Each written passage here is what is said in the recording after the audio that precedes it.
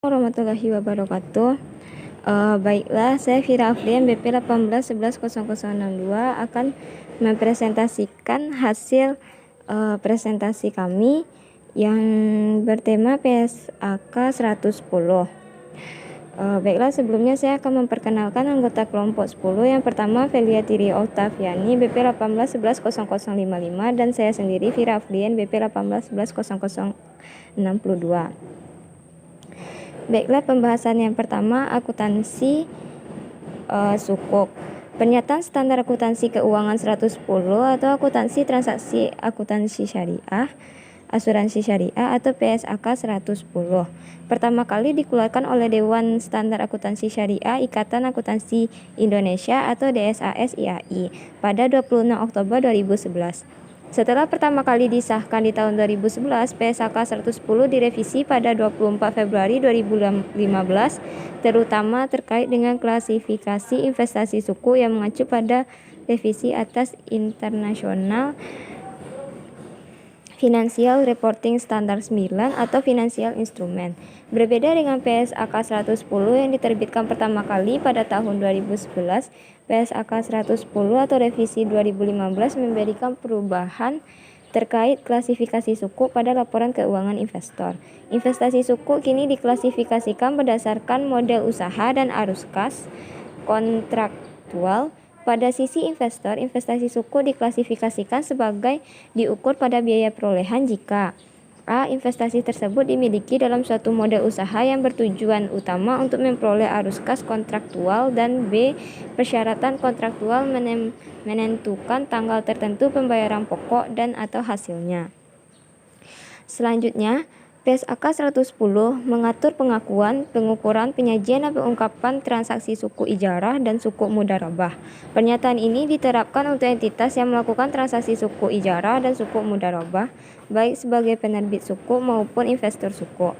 Suku adalah efek syariah berupa sertifikat atau bukti kepemilikan yang bernilai sama dan mewakili bagian yang tidak tertentu atau tidak terpisahkan atau tidak terbagi. A. Aset berwujud. B. Manfaat atas aset berwujud tertentu baik yang sudah ada maupun yang akan ada. C. Jasa yang sudah ada maupun yang akan ada. D. Aset proyek tertentu. Dan E. Kegiatan investasi yang telah ditentukan. Selanjutnya, membahas tentang pengakuan awal. Akuntansi penerbit suku ijarah diakui pada saat entitas menjadi pihak yang terikat dengan ketentuan penerbitan suku ijarah. Suku ijarah diakui sebesar nilai nominal disesuaikan dengan premium atau diskonto dan biaya transaksi terkait dengan penerbitannya. Sedangkan menurut akuntansi investor, entitas mengakui investasi pada suku ijarah dan suku mudharabah sebesar biaya perolehan. Selanjutnya yaitu penyajiannya.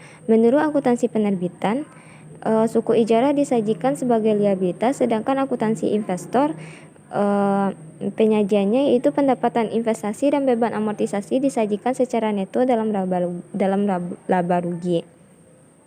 Selanjutnya yaitu pengungkapan. Untuk suku ijarah, entitas mengungkapkan hal-hal yang berikut. Yang A. Uraian tentang persyaratan utama dalam penerbitan suku ijarah yang termasuk di dalamnya yaitu yang pertama, ringkasan akad syariah yang digunakan, yang kedua, aset atau manfaat yang mendasari, yang ketiga, besaran imbalan, yang keempat, nilai nominal, yang kelima, jangka waktu, yang keenam, persyaratan penting lainnya.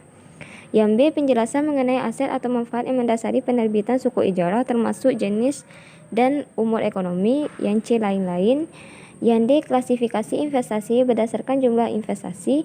Yang E. Tujuan modal usaha yang digunakan. Yang F. Jumlah investasi yang diklasifikasikan jika ada dan penyebabnya. Yang G. Nilai wajar untuk investasi yang diukur pada biaya perolehan dan hal lain-lainnya. Selanjutnya yaitu suku atau obligasi syariah. Suku merupakan bukti kepemilikan atau kerjasama yang lebih luas dan beragam dibandingkan obligasi dan suku dalam tiap penerbitan. Wajib ada aset yang mendasari atau underlying asset, sedangkan obligasi tidak.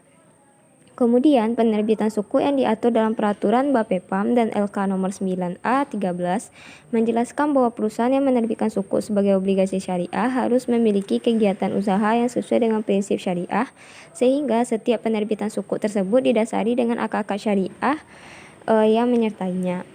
Baiklah, sekian hasil diskusi dari kelompok 10. Apabila ada kata yang salah, mohon dimaafkan. Wabillahi taufiq wal hidayah. Assalamualaikum warahmatullahi wabarakatuh.